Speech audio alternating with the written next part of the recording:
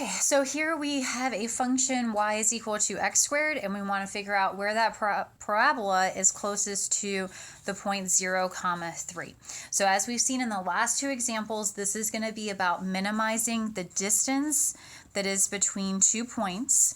So the distance between a point x, y on the parabola and the point 0, 3. And this is subject to the fact that y has to equal x squared. All right, so what we do is we write out our distance formula. Our distance formula, again, is the square root of the difference in the x coordinates, so that's x minus 0 quantity squared, plus the difference in our y coordinates, y minus 3 quantity squared. And this, again, is subject to the constraint that y is equal to x squared. Now, anytime you have two unknowns, we absolutely have to get this equation into one unknown. So we're going to use our constraint to plug in that y is equal to x squared. So this will give us that our distance formula looks like x minus 0 quantity squared plus, and then plugging in our constraint of x squared minus 3 quantity squared. All right, so now we are going to simplify this, and the way that we simplify it is by simply saying that minimizing the distance formula is equivalent to minimizing the distance squared. So I look at the distance squared as x squared, because now the square root is going to be gone. So it's going to be x squared plus x squared minus 3 quantity squared. And this little minimizing distance is the same as minimizing d squared. That is a little bit of a trick, but it's a trick that we sometimes use. So I want you to be aware of that idea, is that we can also just minimize our d squared. All right, so once I have my objective function in one variable, I am then going to take the derivative. And when I take the derivative, I get 2x plus, here I'm going to use the general power rule, 2 times x squared minus 3. Derivative of the inside is 2x. All right, now I want to take my derivative and I want to set it equal to 0 or does not exist. And in this case, the does not exist is irrelevant because we're just dealing with a polynomial. So we're just going to set this equal to 0 and then solve. So to solve, I'm going to probably need to distribute this 2 times this 2x to get 4x times x squared minus 3, and then plus our 2x is equal to 0. And then we get 2x plus 4x to the third minus 12x is equal to 0. And then combining our like terms, we get negative 10x plus 4x cubed is equal to 0. So if you look here, we have a GCF of 2x, so we're going to bring that out after we combine all these like terms. So we have 2x, and then that will be leaving us with negative 5 plus 2x squared is equal to 0. Now, you can, of course, write this as 2x squared minus 5, and then the 2x is equal to 0. All right, so at this point that we have it factored, we're going to set each of our factors equal to 0. So we will set 2x equal to 0, and then 2x squared minus 5 equal to 0. That gives us x is equal to 0.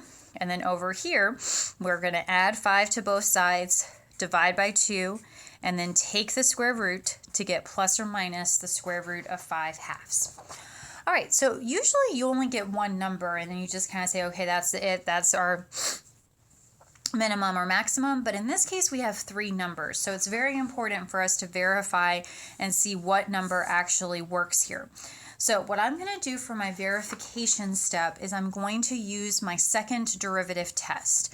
So the second derivative test is going to be my verification of which of these numbers actually works for the minimum.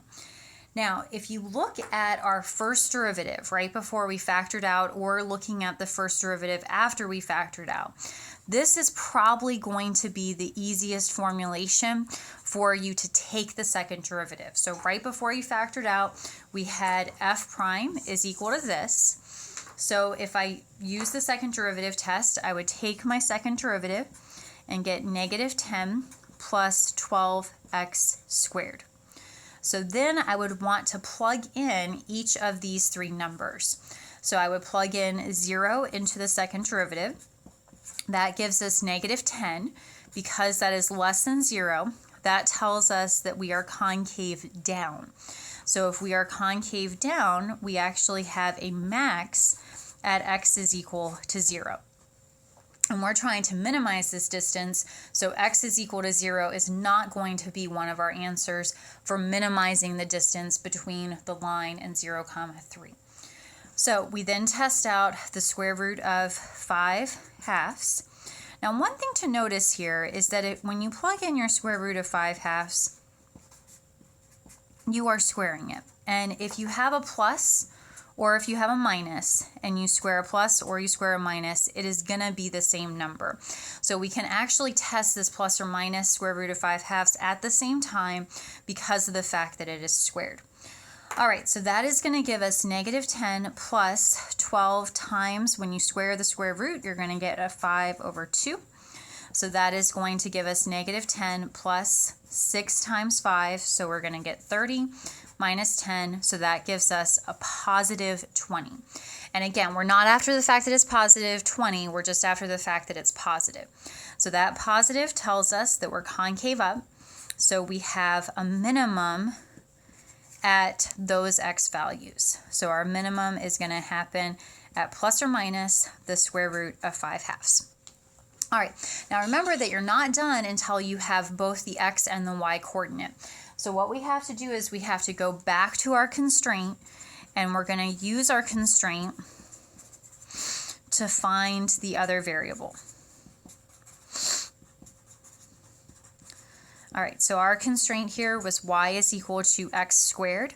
So if I plug in plus or minus square root of 5/2 quantity squared, because that whole quantity is squared, the plus or the minus is going to give us the same sign, and we get that y is equal to 5/2.